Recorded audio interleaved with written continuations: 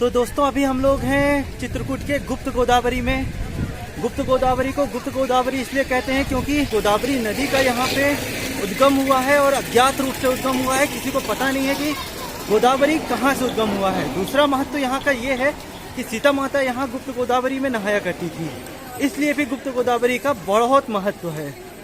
चित्रकूट शहर से गुप्त गोदावरी लगभग 18 किलोमीटर दूरी पर स्थित है, जहां आप ऑटो या टैक्सी से आसानी से जा सकते हैं। गुप्त गोदावरी पहुंचते ही आपको कई दुकानें देखने मिलती हैं, जहां आप अपनी पसंद के अनुसार सामान ले सकते हैं। यह गुप्त गोदावरी का मुख्य द्वार है। मुख्य द्वार से प्रवेश करते ही हमें टिकट काउंटर मिलता है, जहां हमें 20 रुपए की टिकट लेनी होती है। तो ये गुप्त गोदावरी आने का मुख्य द्वार है। यहाँ से आप लोग गुप्त गोदावरी जाने का ये रास्ता है और यहाँ से ये 20 रुपए की टिकट कटती है। उसके बाद ही आपको गुप्त गोदावरी अंदर जाने दिया जाता है। तो चलिए आपको अंदर का दृश्य दिखाते हैं। टिकट लेने के बाद टिकट सबसे पहले यहाँ चेक होती है। गुप्त गोदावरी जाने के लिए हमें पहले टिकट चेक कराना पड़ता है। ये देखिए, पहले वो टिकट को ऐसे फाड़ देते हैं, मतलब कि चेक हो गई है। फिर कुछ सीढ़ियाँ हमें चढ़नी पड़ती हैं। उसके बाद हमें आगे गुप्त गोदावरी में जाना पड़ता है। आप लोग देख पा रहे होंगे कि गुप्त गोदावरी अंदर जाने के लिए कितनी बड़ी लाइन लगी हुई है। आप देख सकते हैं कि हमें गुप्त गोदावरी दर्शन के लिए सैकड़ों भक्तों के पीछे खड़ा होना पड़ता है। कभी कभी तो यहाँ 3 से 4 घंटे तक दर्शन के लिए इंतजार करना पड़ सकता है। यहाँ गुप्त गोदावरी में 2 गुफाएं हैं। पहली गुफा में राम दरबार, खटखटा चोर और गुप्त गोदावरी उद्गम है। वहीं दूसरी गुफा में राम मंदिर है। यहाँ हम 10 रुपए का प्रसाद लेने के बाद प्रथम गुफा की तरफ आगे बढ़ते हैं। प्रथम गुफा का रास्ता काफी सकरा है, जहाँ एक समय में एक ही व्यक्ति जा सकता है।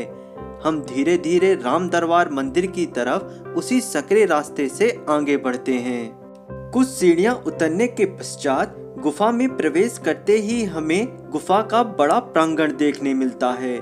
गुफा की दीवारों को देखकर ऐसा प्रतीत होता है कि जैसे किसी ने छेनी हथौड़े से इसे काट काट कर बनाया हो। इसी गुफा में श्री राम दरबार मंदिर है, जहां श्री राम जी, लक्ष्मण जी व सीता जी की मूर्तियां स्थापित हैं। कहा जाता है कि यह वही स्थान है जहां श्री राम जी, लक्ष्मण जी व सीता जी वनवास के दौरान रहा करते थे। यह प्रथम गुफा काफी विशालकाय गुफा है।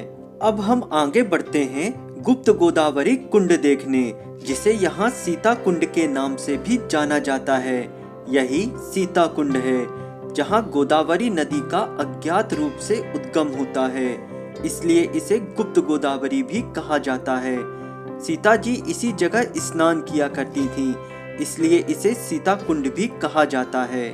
इसके बाद हमें खटखटा चोर गुफा मिलती है। कहते हैं कि मयंक नामक एक राक्षस ने सीता जी के स्नान करते समय वस्त्र चुरा लिए थे। इसके बाद सीता जी ने अपने बाल उखाड़े और मयंक राक्षस को श्राप दिया। वह राक्षस पत्थर का बन गया, जिसे लक्ष्मण जी ने गुफा पर लटका दिया। पत्थर हिलाने पर वह खटखट की आवाज करता है, इसलिए यहाँ इसे खटखटा चोर कहा जाने लगा। आज के समय गुप्त गोदावरी की यह गुफा हजारों भक्तों की श्रद्धा का केंद्र है, जहां हर रोज बड़ी तादाद में भक्त सीताराम के दर्शन को यहां आते हैं। इस गुफा में दर्शन के बाद हम उसी पतले सकरे रास्ते से लौटकर दूसरी गुफा की ओर आगे बढ़ते हैं। दूसरी गुफा पहली गुफा से लगभग 100 मीटर दूरी पर स्थित है, जहां हमें कुछ सीढ़ियां उतरकर जाना होता है। दूसरी गुफा में भी हजारों भक्तों की लाइन लगती है, जहां भक्त एक एक करके गुफा में प्रवेश करते हैं। यही गुप्त गोदावरी स्थित दूसरी गुफा है। दूसरी गुफा जाने का रास्ता पहली गुफा की अपेक्षा चौड़ा है, परंतु यहाँ इस दूसरी गुफा में घुटनों तक पानी भरा रहता है। और तो और पानी के अंदर चुभने वाले नुकीले पत्थर भी हैं, जो कि पैरों में छाले भी कर देते हैं। गुफा में प्रवेश करते ही बड़ा सा पानी भरा हुआ रास्ता दिखाई पड़ता है। गुफा के अंदर कई मंदिर स्थित हैं। पानी भरी हुई इस गुफा में हम धीरे धीरे आगे बढ़ पाते हैं, क्योंकि पानी के साथ साथ इसमें चुभने वाले पत्थर भी होते हैं। इस गुफा में लगभग 30 मीटर पैदल चलने के बाद रास्ता पतला व सकरा होने लगता है। जहां एक समय में एक ही व्यक्ति आगे बढ़ सकता है। गुफा के अंदर एक पत्थर के ऊपर सीताराम की मूर्ति उकेरित है, जिसकी पूजा इस दूसरी गुफा में की जाती है, पर वहां तक कैमरा या मोबाइल ले जाना मना है।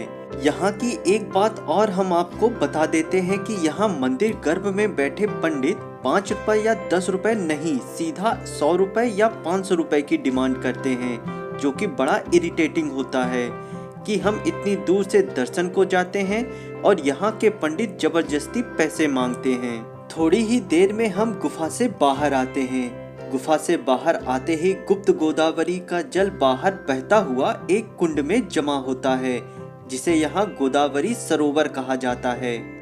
यहाँ मंदिर प्रांगण में कई सौ साल पुराना बरगद का वृक्ष भी देखने मिलता है, जो कि भक्तों की आस्था का प्रमुख केंद्र भी है।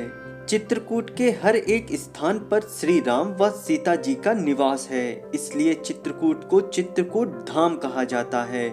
चित्रकूट सतना रेलवे स्टेशन से लगभग 2 घंटे का रास्ता है, जहां आप बस, ट्रेन या टैक्सी से आसानी से पहुंच सकते हैं। यहां रहने के लिए कई होटल, लॉज व धर्मशालाएं रामघाट के पास ही स्थित हैं। आप सीधा चित्रकूट रामघाट आकर रहने व खाने के होटल ले सकते हैं। दोस्तों, वीडियो को प्लीज लाइक करें, कमेंट करें, शेयर करें और सब्सक्राइब करें। Thank you.